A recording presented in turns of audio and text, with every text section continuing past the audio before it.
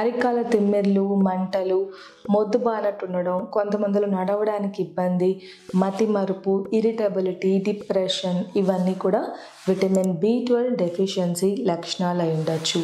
Vitamin B12 అనేది animal సోర్సెస్లో దొరుకుతుంది ఆహారంలో. అంటే ఎగ్, మీట్, మిల్క్ ఇటువంటి ఆహార పదార్థాల్లో విటమిన్ B12 దొరుకుతుంది. కాబట్టి వీగాన్ డైట్ తీసుకునే వాళ్ళల్లో కొంతమంది వెజిటేరియన్స్లో కూడా B12 డెఫిషియన్సీస్ వచ్చే అవకాశాలు ఉంటాయి.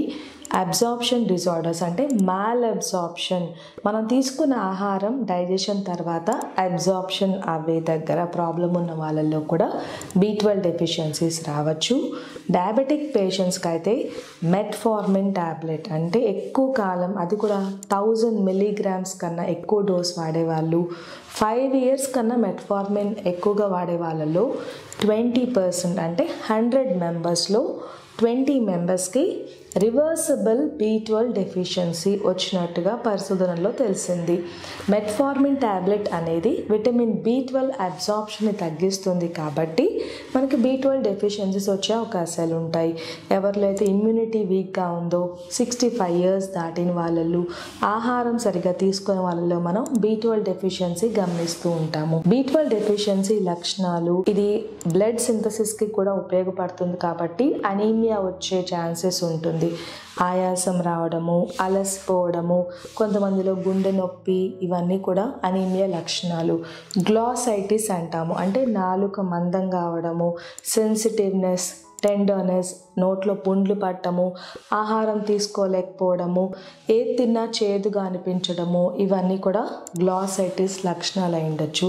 కొంతమందిలో మతిమరుపు, ఒక పదం గుర్తొస్తుంది, పేరేదో గుర్తొస్తుంది కానీ మర్చిపోతామంటూ ఉంటారు.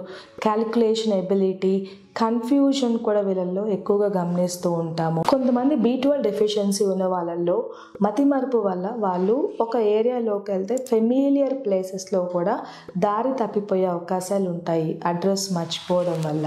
సివియర్ విటమిన్ B12 డెఫిషియన్సీస్ ఉన్న వాళ్ళల్లో మనం subacute combined degeneration of spinal cord అంటాము. అంటే డీమైలినేషన్ వల్ల వీళ్ళకి కాళ్ళకి వెళ్ళే నరాలు దెబ్బతింటాయి కాబట్టి గ్రాడ్యువల్గా వీక్నెస్ వచ్చి స్పాస్టిసిటీ, పారాప్లీజియా అంటాము, 2 కాళ్ళు పడిపోయే అవకాశాలు కూడా ఉంటాయి.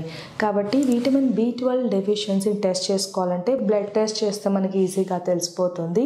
B12 డెఫిషియన్సీని మనం ట్రీట్ చేసుకోవడానికి ట్యాబ్లెట్స్ వాడచ్చు. సివియర్ డెఫిషియన్సీ ఉన్న వాళ్ళలో మనం ఇంజెక్షన్స్ కూడా ఇస్తూ ఉంటాము. డయాబెటిక్ పేషెంట్స్లో అయితే వాళ్ళకి షుగర్ కంట్రోల్తో పాటు మేము ఇచ్చే మెడికేషన్ మధ్యలో మేము విటమిన్ ట్యాబ్లెట్స్ కోర్స్ ఇస్తూ ఉంటాం కాబట్టి 100% వీళ్ళకి B12 డెఫిషియన్సీ మనం నివారించుకోవచ్చు. ఆహారంలో మెయిన్గా వీక్లో once or twice non veg తీసుకోవచ్చు. మిల్క్, ఎగ్స్ అటువంటి ఆహారంలో ఇంక్లూడ్ చేసినా కూడా మనం B12 డెఫిషియన్సీస్ని నివారించవచ్చు.